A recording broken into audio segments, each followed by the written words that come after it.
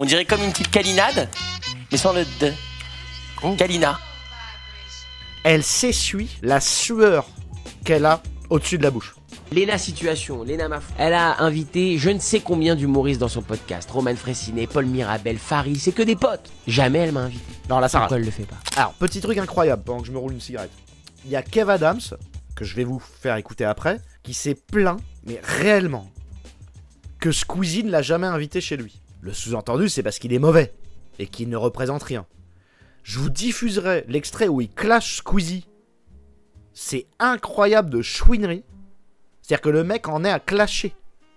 Il est en train de changer son image publique et il devient un rageux. Squeezie, si tu en parlais tout à l'heure. Pour te dire à quel point moi j'ai peur de rien, ça fait 15 ans que je fais ce game, il y a pas longtemps je suis en scooter, le mec il marche dans la rue, c'est une histoire vraie. Je m'arrête, il est en train de promener son chien. Et je dis Squeezie, excuse-moi de te déranger. Je ne sais pas si on te l'a déjà dit, mais moi j'adorerais faire une vidéo avec toi. Voilà. Et c'est pas de l'opportunisme à 2 balles, je cherche pas du public, j'ai plus de spectacle, je cherche pas à vendre des billets, je suis tranquille mec. Tu vois, c'est juste pour le kiff de participer à des vidéos parce que je trouve que t'es fort et que tu fais des putains de concepts. Le mec est hyper gentil, hyper classe, hyper sympa dans la rue. Et c'est pas... Salut Salut Squeezie. Je ne suis pas à la rue. Je suis juste un honnête citoyen. Je ne vais pas demander l'aumône. Juste une petite pièce si vous avez. Ça n'est pas de la mendicité. C'est simplement un appel à votre bon cœur. Je n'ai pas de spectacle à vendre. Si je parle au numéro 1 français de YouTube, qui agrège le plus de jeunes, et mon public cible, c'est les jeunes, à la base. Parce que maintenant ça commence à taper un peu. Mais si je te parle aujourd'hui, c'est pas du tout pour te demander quelque chose. le mec est hyper gentil, hyper classe, hyper sympa dans la rue. Et alors, bien sûr, mais attends, avec plaisir, mais prends mon numéro, mec, faut absolument qu'on s'en parle et tout ça. Pourquoi pas, carrément, pourquoi pas. Hyper classe, hyper poli, vraiment rien à dire. Je prends le numéro du mec, je lui envoie un message. Pas de réponse. Je l'invite à mon spectacle. Tu vois, c'était les dernières en plus, au Palais des Sports. Ah, donc il y avait un spectacle. Ah merde. T'as dit qu'il y avait pas de spectacle. Eh, c'est pas du tout pour vendre un spectacle, j'ai pas de spectacle. Il a dit. Bah si, il y avait un spectacle au final. Ah merde. Mais viens à mon spectacle. Mais tu m'avais pas dit que t'avais pas de spectacle? Hein? Je sais plus ce que j'ai dit. J'étais complètement défoncé. Il est où le message derrière? Eh, il est où? Elle est où elle est où la poulette? Elle est où la poulette? Quand je suis face à toi, je vais être poli, parce que finalement, tu m'as rien fait, j'ai rien de spécial contre toi. Mais j'ai pas non plus spécialement de l'amour pour toi. Et je sais que prendre un mec comme toi aujourd'hui, c'est un risque. Eh oui. Alors c'est hors contexte. Donc j'imagine qu'il est en train d'expliquer qu'il se fait vieux. Si vous voulez, on va aller voir le contexte. C'est exagéré pour Kev Adams. Il fait pas la pleureuse non plus. Ben justement, c'est ça que je vais voir. Parce que dans le short, on a l'impression qu'il chouine. Mais j'ai vu que ça coupait à un certain moment. Et j'ai l'impression qu'en fait, il rage, je pense. Mais je suis pas sûr qu'il attaquait Squeezie. J'ai l'impression qu'il s'auto-attaquait pour prouver qu'il était fini. Qu'il en avait marre de ce métier. Tu vois, et c'est d'ailleurs le titre. Humoriste, 15 ans sous les projecteurs, la persévérance de l'enfance, de l'enfant terrible du PAF. Ah bah, tu sais, il y a que ceux qui montent pas sur le ring qui prennent pas de coups. En fait, je trouve ça très facile de détester Kev Adams. En fait, mais grave. Et potentiellement plus difficile de le kiffer. Très vite, moi, Ouais, complètement. Ça, on est tous d'accord. C'est plus difficile de kiffer Kev Adams que de le détester. Alors attends, parce que déjà il y a une assertion, moi je veux vérifier, je veux tout vérifier aujourd'hui. Kev Adams, meilleur sketch. Parce que moi j'ai jamais écouté Kev Adams sur scène. Donc il y en a un, c'est 3 millions de vues. Kev Adams, le tennis. Donc est-ce que c'est plus facile de le détester ou de l'aimer? Il y a des sports qui sont suisses, par définition. C'est quoi? Ah, la blague pour les Suisses parce qu'il est en Suisse. C'est le tennis. C'est quand même vous les patrons sur la scène internationale du tennis, c'est quand même les Suisses. Moi j'adore regarder le tennis à la télé. C'est vraiment une de mes passions, je regarde le tennis à la télé, j'adore. Et à chaque fois que je regarde le tennis à la télé, je peux pas m'empêcher à chaque fois de regarder à combien de kilomètres/heure le mec il envoie la balle. Ouais. Tu sais quand il fait... Pareil, la construction du sketch, on voit les ficelles. En fait, le mec, il est avec son co-auteur. Ils disent, merde, il faut encore qu'on écrive des sketchs.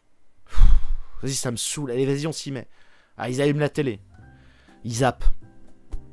Ils voient du tennis. Ils ont des codes. C'est, de toute façon, une blague. Faut que ça soit quotidien. Les gens, ils aiment bien le tennis. Ah, ils aiment bien le tennis. Allez, on regarde le tennis. Ah, ils mettent pause. sur le tennis. Qu'est-ce qu'il y a à dire sur le tennis? Alors, ils ont le carnet. Bah, il y a la vitesse de la balle. Il y a le mec qui contrôle. Il y a le public. Il y a le fait qu'il soit bourgeois. Il y a les tenues. Ah, ils crient, on dirait qu'ils font l'amour. Ok, il y a autre chose ou pas? Il y a les enfants, des fois, ils ramassent la balle, ils se prennent la balle dans le cul. Ok. Bon, bah voilà, c'est bon, on a fait le tour. Allez, vas-y, on met une blague. On les met toutes côte à côte. Et c'est bon, on a le sketch pour le tennis. C'est des observations. C'est l'effet Barnum, ça s'appelait. C'était appliqué aussi sur YouTube dans les débuts. À chaque fois, je regarde, c'est 198, 200, 210 km/h. Je dis, oh là là là là. Et à ce moment-là, je peux pas m'empêcher d'avoir cette pensée. Je me dis, si quelqu'un se la prend dans la gueule, il va se faire déglinguer la gueule. 210 km/h, il est déglingué, le mec. Et qui y mettent derrière les joueurs au cas où quelqu'un se la prend dans la gueule? Qui y mettent? Des petits enfants. Eh voilà, je lui ai enculé sa vanne, tiens. Paye-moi en tant que consultant. Si c'est pour faire ça, paye-moi. Millionnaire, Teddy Boy RSA. Ok? Vous avez compris comment il fonctionne mon cerveau? Vous avez compris ce que c'est un scénariste? Un blagueur? Vous avez compris? Moi, c'est la même chose, mais tout en improvisation. Les arborescences que je viens de vous dire, là, moi, j'ai pas besoin de me poser avec mon co-auteur. Moi, je me mets pas devant le truc avec une liste à écrire. Là, c'est comme ça, là. On appelle la mitraillette. Ouais, c'est rigolo parce que c'est vrai à la base. Vous avez vu ça ou pas? Je vous ai fait une démo ou pas? Tu vas voir, après, il va parler du mec, là, qui fait le contrôle. Qui a pas le temps de regarder la balle. Il a pas le temps de regarder la balle. Fiou, fiou, fiou, fiou, fiou. Ils sont là, les malheureux. Imagine, le monde me prend la balle dans la gueule. Mais il est défiguré à vie, le malheureux. Ah, incroyable. C'est comme l'arbitre au tennis, il m'énerve. Ah, gagné. C'est comme l'arbitre. Gagné.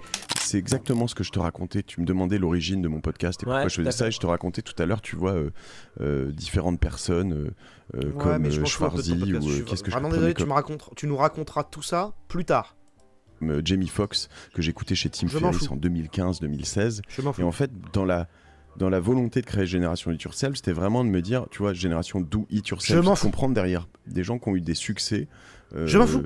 Bah, comment ils ont eu ces succès, quels sont les mécanismes intérieurs. On verra plus tard. etc., Si ton etc. podcast est bon, je me renseignerai dessus. Pour l'instant, j'en ai rien à Et, foutre.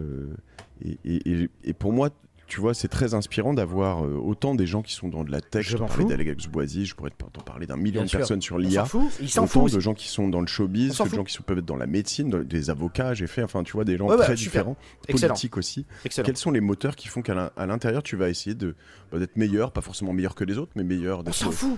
au meilleur de toi-même, tu vois. Et c'est ça qui m'intéresse. Ok. C'est superbe, c'est super. Voilà, Moi, c'est- je trouve c'est au super. contraire que tu varies les invités comme ça. Bon, évidemment, je vais forcément. Là, il y a de quoi être défendre- vexé. Il est pas totalement vexé, mais il se dit ça y est, quoi. Je vais devoir m'imposer pour parler de moi alors qu'on m'a invité, quoi. Et c'est peut-être pour ça qu'il a commencé à dire moi je suis personne.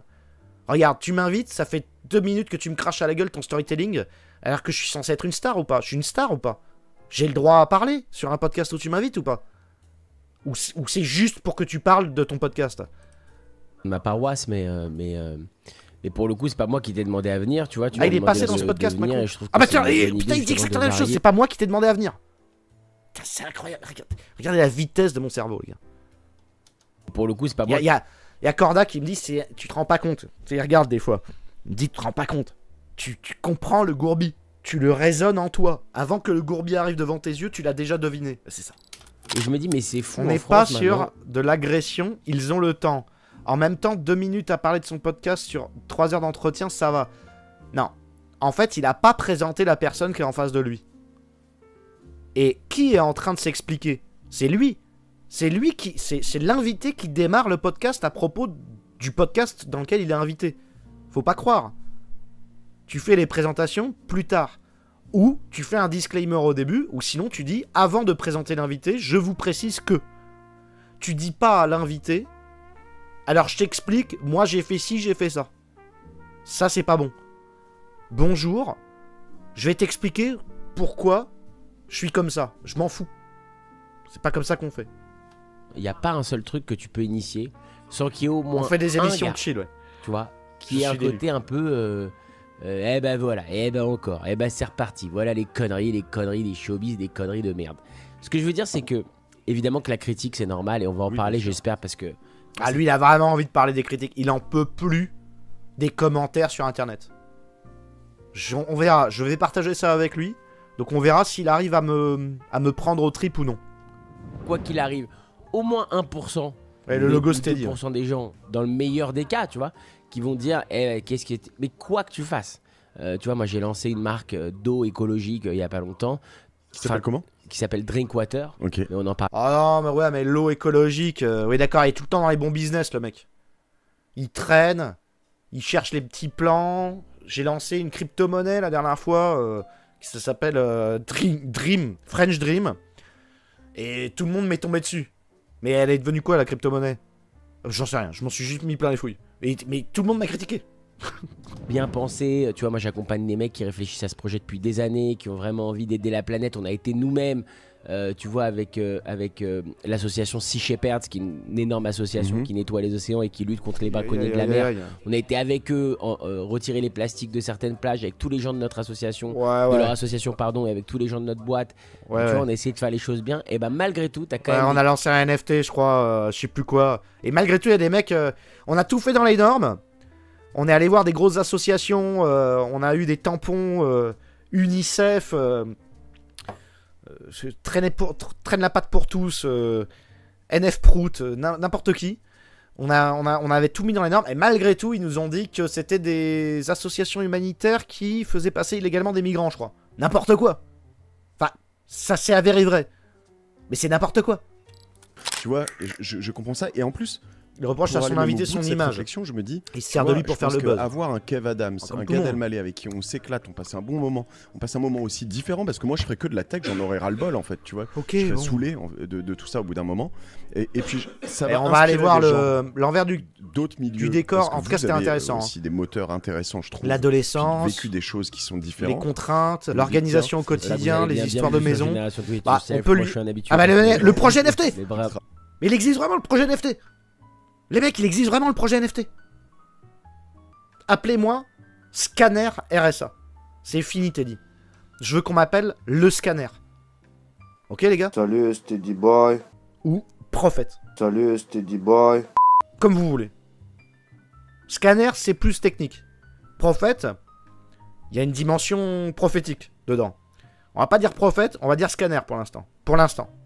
Plus tard, on créera une religion, mais autour d'un scanner. Une religion technologique, autour de ma capacité mentale.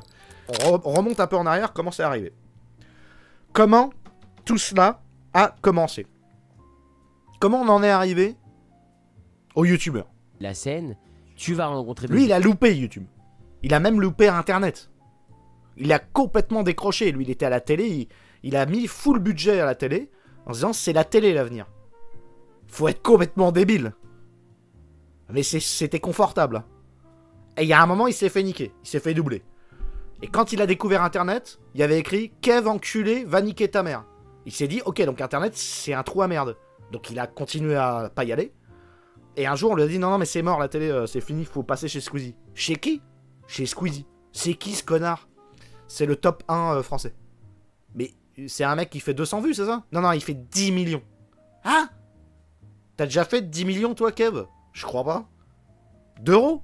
Non, en euros, c'est plus... Non, en euros. Lui, 500 millions, je crois, à peu près. Hein? Ouais. Mais mon eau, je l'ai vendu, j'ai gagné 250 000 euros. Moi, j'étais content, je me suis acheté une pièce pour ma fille. Ouais, mais c'est un peu de la merde, en fait. Quoi? Eh, mais moi, je soulève 500 000 comme ça, moi. Oui, non, mais... Lui, 500 000, c'est par mois, en fait. Laisse tomber, Kev. Kev, comme tu veux. Laisse tomber. C'est mort. Reste dans le marais, on est bien. Et je suis pas en train de faire le mec... comment dire, souvent, tu peux passer pour une espèce de comment on dit, de timide, etc. Pas du tout. C'est juste être conscient de ce que tu représentes. Parce que si t'es pas conscient, ben alors là, tu deviens fou. T'imagines la souffrance si t'en es pas conscient. Ah bah voilà. Donc là, on a la fin du short. Donc c'était ça. Il faut être conscient du truc. Donc en fait, c'est très... Il n'attaque pas Squeezie, contrairement à ce qu'on croyait dans le short. C'est bien une prise de conscience, exactement ce qu'on avait dit au début. En fait, c'est bien. Il est lucide, mais il veut pas travailler. Moi, c'est ce que j'ai l'impression. Mais au moins, il est lucide. Il souffre, en fait. Ah oui, il souffre. Mais viens chez les meilleurs, Kev. On va t'expliquer des trucs. On lui a tellement dit de faire le gamin. Le réveil brutal. Après, c'est sûr qu'il y a le show business. Mais bon, lui, il a pas l'air d'être... Je veux dire, il a bouffé. C'est-à-dire qu'il était bien d'accord pour signer, encore une fois. Ok? Le diable, il avait la bite à l'air, il était tout rouge. Et il avait des grandes cornes. Oui, mais j'avais pas lu les petites lignes. Oui, mais il y avait un mec à poil tout rouge qui t'a proposé de signer un contrat. Ouais, mais à l'époque, le contrat, il était juteux. Bon, bah voilà. Bah maintenant, non. C'est le prix de ton âme. Ah merde, ouais, mais j'avais pas conscience à l'époque. Ouais, mais bon. C'est bon. C'est le prix de ton âme. Ok? Tu te poses 1000 questions, tu dis mais pourquoi pas moi? Je comprends pas, il y a plein d'autres humoristes qui font les émissions. Et je pourrais t'en donner 1000 des exemples comme ça. Léna Situation, Léna Mafouf. Elle a invité je ne sais combien d'humoristes dans son podcast. Romain Frécinet, Paul Mirabel, Farid, c'est que des potes. C'est que des potes et des mecs de ma génération. Tu comprends ce que je veux dire? Jamais elle m'a invité. Pourquoi elle le fait pas? Parce qu'elle sait que malheureusement, ça pourrait amener de la haine. Après, c'est pas un droit d'être invité chez des grands youtubeurs. Hein. Je veux dire, au bout d'un moment, il a vraiment vécu dans l'habitude de les médias, je suis dans les petits papiers, c'est normal.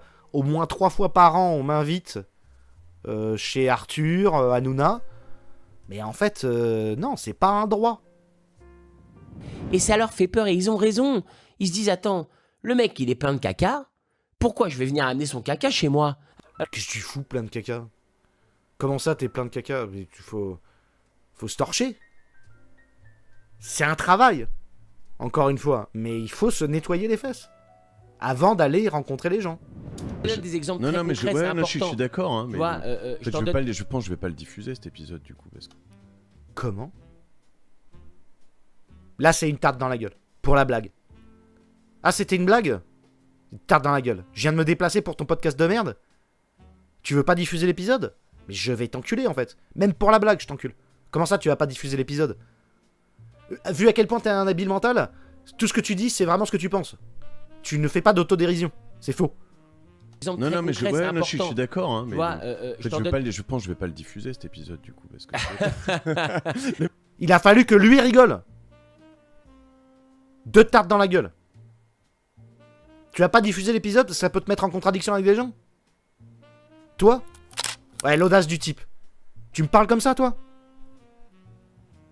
Eh, on va devenir pro Kev Adams, c'était quoi? Même si j'ai des choses à lui reprocher. Alors que j'étais parti du mauvais pied. On va garder Kev Adams dans nos cœurs de meilleurs.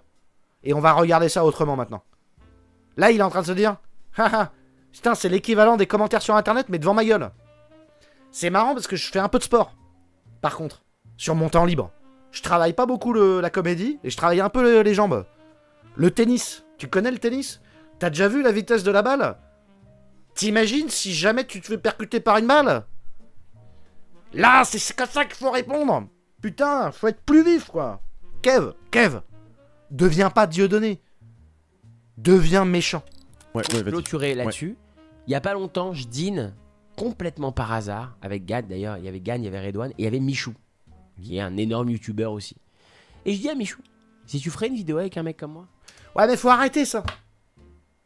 En fait, il est tellement persuadé. En fait, c'est putain, mais je suis pas invité sur YouTube. Eh, Michou, et moi, tu fais une vidéo avec moi ou pas? Parce qu'il y a tout le monde qui me refuse. Je suis un chat noir. Je porte du caca dans mes couches. Tu ferais une vidéo avec un mec qui sent le caca? Michou, tu ferais une vidéo avec un mec qui sent le caca? Oui. Non, tu feras pas de vidéo avec un mec qui sent le caca, tu vas pas m'appeler. Si j'ai changé de numéro, tu vas pas m'appeler. Oui, je vais pas t'appeler, mais tu me dis que tu sens le caca. Oui, mais bon, si je sens le caca. Mais non, mais c'est quoi que tu sens le caca? J'ai des commentaires négatifs. Hein? Mais tout le monde a des commentaires négatifs. Ah bon? Mais oui. T'as pas vu mes commentaires? Déjà, on en sent sur la moitié. Ah bon? Mais regarde sur internet. Tu vas voir, Michou, je suis détesté. Et comment tu fais pour gagner de l'argent? Bah, y a la moitié de mes viewers, ils me détestent. Ils sont là pour m'insulter. Mais comment tu fais pour survivre? Mais parce que je gagne de l'argent grâce à ça. Je suis millionnaire, je m'en branle. Ah, mais moi aussi je suis millionnaire. Mais voilà, on s'en branle. Mais je suis en caca. Ah oui, mais ça c'est une autre histoire. Ça, il y a des toilettes, tu peux aller te laver les fesses. Si tu veux, j'habite juste au-dessus. Tu peux aller prendre une douche. Il y a une serviette invitée. Comme tu veux. Mais c'est une autre histoire. t'as pris, en fait j'y pense là, mais t'as pris un bad buzz aussi sur une histoire de crypto ou de machin récemment. Ouais, exactement, ouais, tout à fait. Et Il lui a mis ça dans le cul. Il fallait qu'il lui mette quand même. Mais c'est pas grave, allez, vas-y. Réponds. Un truc qui s'appelait Plush. À mon avis, il doit être meilleur en réponse à propos du business que sur sa propre carrière. Donc attention. Ouais. Écoute, là c'est encore une histoire de ouf. C'est un mec que je rencontre, que je connais depuis quelques années, qui est hyper cool et qui me dit j'ai lancé un projet. Dans des projets comme ça, je vois pas comment c'est possible que ça n'arrive pas. Ouais, la crypto, c'est participatif, c'est impossible que les gens douillent. C'est toujours comme ça, les projets crypto et NFT. Le client peut pas t'arnaquer, mais le collaborateur, oui. Celui qui a les codes de la caisse, en fait. Tu peux pas voler le coffre, sauf si t'as la clé. Ouais. Et voilà. Bah donc ceux qui ont la clé, ils peuvent voler. Ils sont combien à avoir la clé? 15. D'accord, donc on va l'avoir dans le backtrou. Mais non, mais c'est des gens de confiance. Tu le connais depuis quand? Je les ai rencontrés dans un bar hier soir, là. Mais qu'est-ce qui t'a donné confiance? Bah il a payé les bières. Il avait des cornes, le mec. Il est tout nu, tout rouge, c'est ça? Oui, tout rouge. Ah oui, je le connais, lui. On n'arrête pas d'en entendre parler depuis ce matin. Oui, non mais c'est le même. C'est toujours le même. Là, je t'expliquerai. C'est un mec, il fait tous les bars. Et il dit la même chose à tout le monde. Tu veux savoir ce qu'il dit? Il dit que tu vas être millionnaire, tu vas être beau, tu vas voir. C'est ça qu'il t'a dit. Ah, voilà, c'est le même. C'est exactement le même. Mais ouais, non, mais c'est spécial. Pour autant, faut pas être raciste des peaux rouges. Mais c'est celui-là, celui-là, c'est pas bon.